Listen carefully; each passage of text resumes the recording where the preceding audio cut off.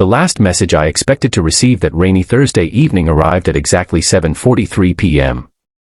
I was halfway through a cold cup of coffee, staring at spreadsheets that had long stopped making sense, when my phone vibrated on the desk.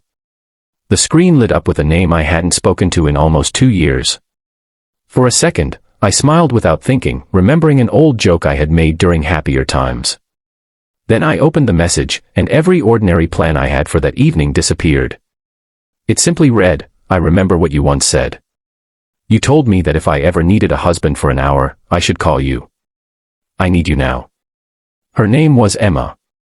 We had never dated, never even come close to becoming a couple. We had worked together at a neighborhood bookstore years earlier, surviving endless weekend shifts by making each other laugh. She carried burdens she rarely spoke about, and I hid behind humor whenever life became difficult. Before she left that job, I had teased her after she thanked me for helping fix a problem with a difficult customer.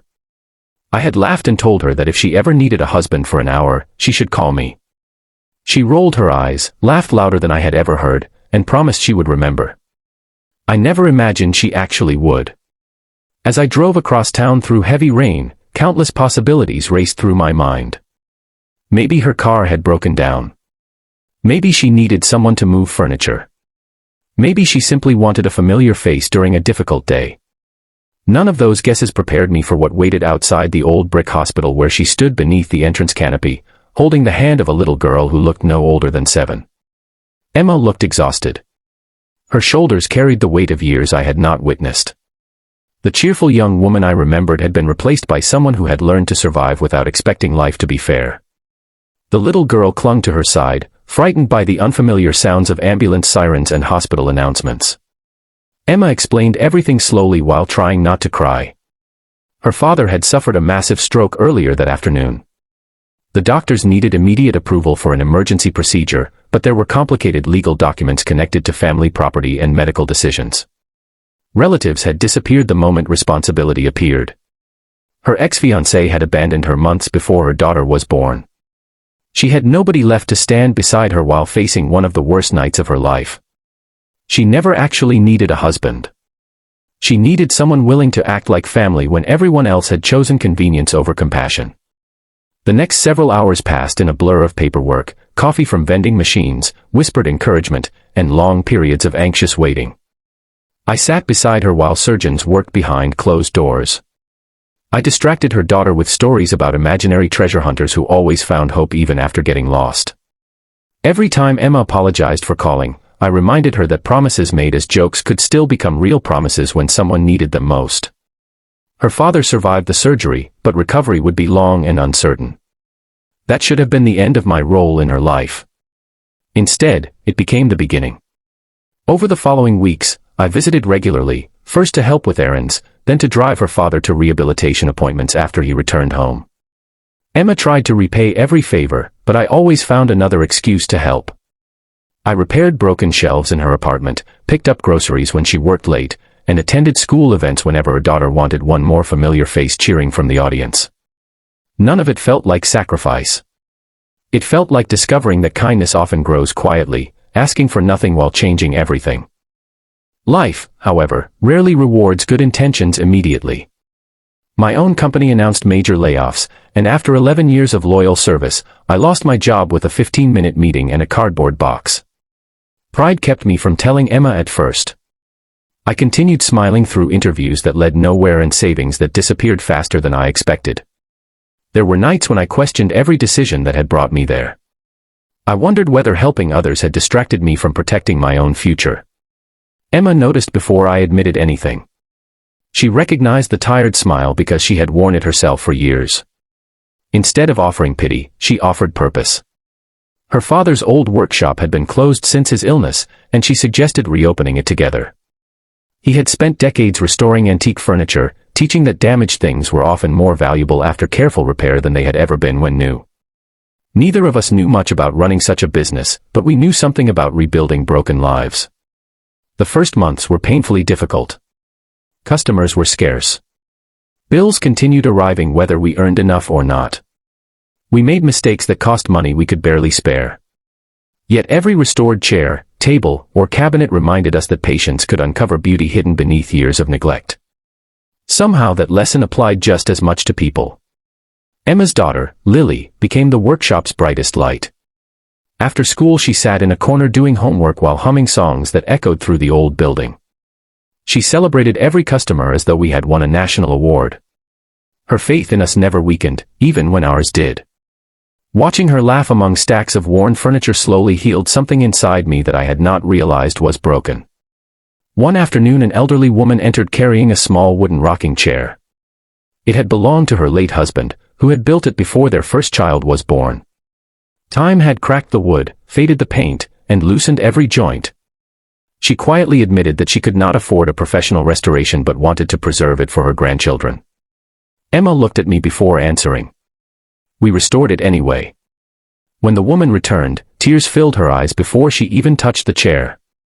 She said it looked exactly as it had the day her husband finished building it nearly 50 years earlier. She insisted on paying more than we asked, but what mattered far more was what happened afterward. She told friends, neighbors, church members, and eventually half the town about the little workshop where people repaired memories instead of simply furniture. Business slowly transformed. Within a year, appointments were booked weeks in advance. We hired 2 employees who, like us, had been searching for second chances after difficult seasons of life. Emma's father recovered enough to spend afternoons teaching traditional woodworking techniques, smiling with quiet pride every time Lily handed him a freshly sanded piece. People often assumed Emma and I were married. At first we corrected them politely. Eventually we simply smiled and changed the subject. Labels seemed less important than the family we had accidentally become. Still, fear lingered inside me. I had grown to love Emma and Lily more deeply than I ever thought possible, but I refused to risk destroying the life we had built by confessing feelings that might not be shared. I convinced myself that friendship was enough. Then came the letter. Emma received an offer from a large restoration company in another state. The salary was generous. The opportunities were extraordinary. She deserved every bit of success waiting there. I congratulated her with a smile that felt impossible to hold together. The night before she planned to make her decision, we stayed late cleaning the workshop after everyone else had gone home. Rain tapped gently against the windows, sounding strangely familiar. She finally admitted the truth. She had never wanted the new job. She had only applied because she believed I deserved freedom to build a different life without feeling responsible for hers. She feared that I stayed out of obligation created by one old joke and one desperate phone call. For the first time in my life, I stopped hiding behind humor. I told her that I had driven to the hospital believing I was helping an old friend for one difficult evening. Somewhere between hospital hallways, unfinished furniture, bedtime stories, and ordinary mornings, I had found the home I never knew I was searching for. Loving her had happened so gradually that I could not point to the exact moment it began. I only knew that imagining a future without her felt impossible. Emma smiled through tears. She confessed that the message she had sent years after my joke had required every ounce of courage she possessed. Deep inside, she had hoped I would come, not because she needed a husband for an hour, but because she wanted to discover whether someone could still choose her after life had become complicated. I reached for her hand, realizing that the greatest moments in life often begin with the smallest acts of kindness. Months later, surrounded by family, friends, and the customers who had become part of our extended community, we were married in the restored workshop that had rebuilt far more than old furniture. Lily walked proudly beside her grandfather, scattering flower petals across the wooden floor. The laughter filling the room sounded remarkably similar to the laughter Emma had shared years earlier in that little bookstore when I made a joke neither of us would ever forget. Looking back, I understand that my life changed forever long before our wedding day. It changed the moment I answered a message without expecting anything in return. We spend so much of our lives believing extraordinary moments require extraordinary people.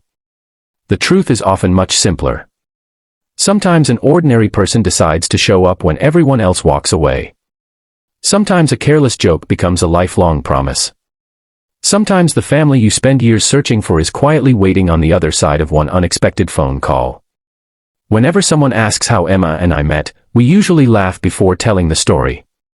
They expect romance to begin with grand gestures, dramatic speeches, or perfect timing.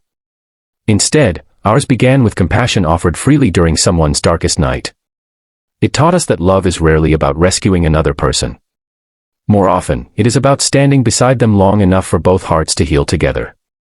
Even now, every time I hear my phone buzz unexpectedly, I remember that rainy evening and the message that transformed everything. I still smile at the memory of a joke that became the truest promise I have ever kept. If life has taught me anything, it is that kindness is never wasted, second chances are always worth taking, and sometimes the words we speak lightly today become the foundation of the life we treasure tomorrow.